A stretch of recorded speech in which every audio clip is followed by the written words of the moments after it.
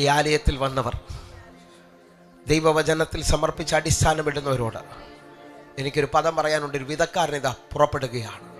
അവൻ്റെ കയ്യിൽ വിത്തുണ്ട്, ആ വിതക്കാരൻ പുറപ്പെടുന്നു. ബൈബിൾ പഠിപ്പിക്കുന്ന പദം, വിതക്കാരനും വിത്തിനും മാറ്റമില്ല. പക്ഷെ ഇവൻ വിതച്ചത് ആദ്യം വഴിയരികിലാണ്. വഴിയരികിൽ വീണത് പക്ഷികൾ കൊത്തിക്കൊണ്ടുപോയി. ഈ വിതക്കാരൻ വിതച്ചത് പാറ സ്ഥലത്താണ്. വേരിന് ആഴമില്ലാത്തത് കൊണ്ട് വെയിൽ കൊണ്ട് അത് ഉണങ്ങിപ്പോയി.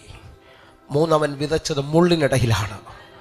ആ മുള്ളു വളർന്ന് അതിനെ ഞെരുക്കിക്കളഞ്ഞു. എന്ന് പറഞ്ഞാൽ അറിയില്ല, ഈ ലോകത്തിൻ്റെ ചിന്തകളും ധനത്തിൻ്റെ വഞ്ചനയും അവനെ ഞെരുക്കിക്കളഞ്ഞതായി കാണുകയാണ്. എന്നാൽ 4-ാമത്തെ ചിന്ത, അവൻ നല്ല നിലത്ത് വിതച്ചു. ഈ നല്ല നിലമെന്ന് പറയുന്നത് ഞാൻ ആത്മാവിൽ പറയുന്ന ശ്രദ്ധിക്കണമേ. യെസ്, വിതക്കാരന് മാറ്റമില്ല, വിത്തിന് മാറ്റമില്ല. വിതക്കാരൻ ദൈവമാണ്. ദൈവം ഇതിനകത്ത് ഇറങ്ങിയെന്ന് വിശ്വസിക്കുന്ന എത്ര പേരുണ്ട്?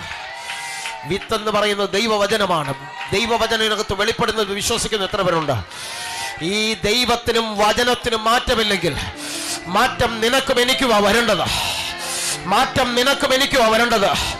ഈ വചനം സ്വീകരിക്കാൻ തക്കവണ്ണം നീ ഒരു നല്ല നിലമായി തീർന്നാൽ ഇന്ന് നിന്നെ ഒരു ഫലം പുറത്തു വരും.